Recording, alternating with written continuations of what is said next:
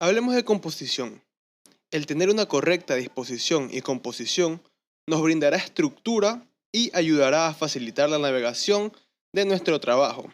Claramente, la composición no se trata solo de trabajar con texto, sino que es un medio importante en otros ámbitos, como lo son el diseño gráfico y el diseño web, entre otros.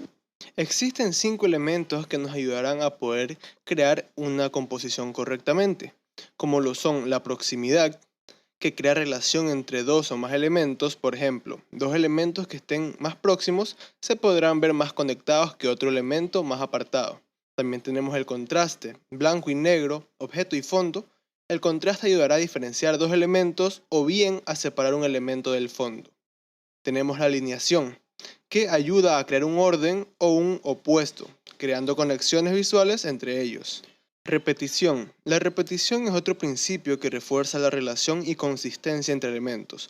Por ejemplo, una serie de círculos repetidos, uno detrás de otro, se transforma en una línea de puntos. Espacio. ¿Recuerdan el principio de repetición y la línea de puntos? ¿Qué ocurriría si separáramos o damos espacio a esos puntos? Podemos provocar la sensación de distancia e incluso de velocidad. Este principio se aplica, por ejemplo, a las líneas de incorporación o salida de las autopistas.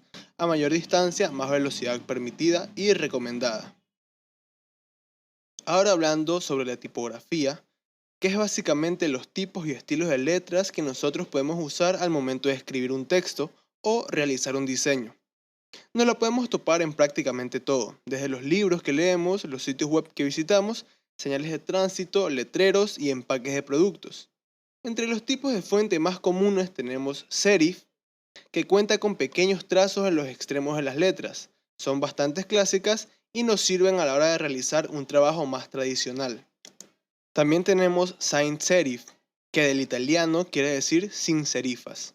Son un estilo de letras más moderno que facilita su visualización dentro de dispositivos como lo son monitores, celulares y tabletas. Tipografía de visualización. Dentro de este apartado existen varios estilos como lo son cursivas, negritas, mayúsculas y fuentes de lujo.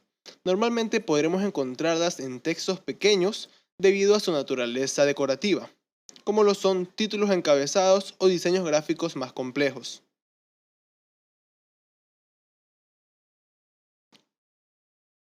Teoría del color. Es una guía que estandariza todo lo que sabemos sobre el color, definiciones, categorías, relaciones y efectos para su aplicación en las artes visuales, diseño de interiores y diseño gráfico. El círculo cromático es una representación visual de los colores primarios, secundarios, la mezcla de los primarios y los terciarios. Es una forma sencilla de entender cómo se crean los colores a partir de los tres primarios, el negro y el blanco, nos incluyen en este círculo cromático. Se denominan colores primarios porque no se basan en ningún otro color. Son el magenta, el amarillo y el cian. Los colores secundarios se han formado a partir de las mezclas de los primarios. Naranja, un 50% amarillo y 50% magenta. El verde, 50 amarillo y 50% cian. Violeta, 50% magenta y 50% cian. Los colores terciarios se generan a partir de la mezcla de un color primario con su color secundario. Por ejemplo, el amarillo anaranjado es la mezcla del amarillo más el naranja. El rojo es la mezcla del magenta más naranja. El carmín es la mezcla del magenta más el violeta. El turquesa, la mezcla del cian más el verde. Y el amarillo verdoso, la mezcla del amarillo más el verde. Los colores complementarios dentro del círculo son los colores opuestos o complementarios, se representan enfrentados. Cada par complementario consiste en un color cálido y un color frío. Los grupos de colores complementarios son el magenta como color cálido y el verde como color frío, el cian como un color frío y el naranja como un color cálido, el amarillo como color cálido y el violeta como frío, el rojo como color cálido y el turquesa como color frío, carmín cálido y amarillo verdoso frío, azul violeta frío y amarillo anaranjado cálido. Regla de los tercios. Es una de las técnicas compositivas más útiles en fotografía.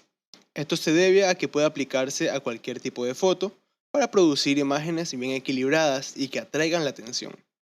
Componer según la regla de los tercios implica dividir mentalmente la imagen en tres partes iguales.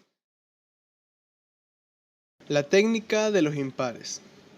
Si analizamos las tres fotos que vemos en pantalla, fácilmente podremos observar las diferencias. Las dos primeras fotos tienen dos elementos que son el centro de interés de cada foto. Las fotos son dinámicas y tienen movimiento, generan interés en el espectador. La tercera foto, por el contrario, tiene solo dos elementos, que son el centro de interés. La foto es simétrica y ordenada, no tiene un movimiento, salvo el del agua que está detrás, ni el mismo dinamismo que las fotos anteriores. Esto de ninguna manera significa que siempre tengamos que fotografiar números impares o grupos de tres. Todo va a depender de cómo queremos mostrar los elementos que estamos fotografiando. A veces una foto estática y simétrica es una opción excelente. Los pictogramas. Un pictograma es un signo icónico, es decir, que representa figurativamente, de forma más o menos realista, un objeto real. Los primeros sistemas de pictogramas fueron precursores o antecedentes de los sistemas de escritura propiamente dichos. Las historietas o cómics y los chistes gráficos sin texto se pueden considerar también pictogramas. Se distinguen de los ideogramas en que estos son más esquemáticos, resumidos y abstractos. Los pictogramas son más concretos. Con su nombre se suele denominar los signos de los sistemas no alfabéticos basados en dibujos significativos.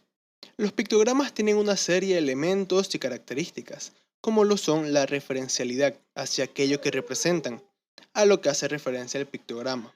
Ítems gráficos, formas gráficas que combinadas representan el objeto tomado como referente. La comprensión. Debe ser comprendido por el mayor número de personas independientemente de la formación, idioma o discapacidad. Legibilidad. El pictograma se debe construir siguiendo unas reglas que permitan mantener la coherencia visual. Sencillez. Tiene que representar únicamente los elementos más importantes, evitando posibles estímulos distractores o información irrelevante.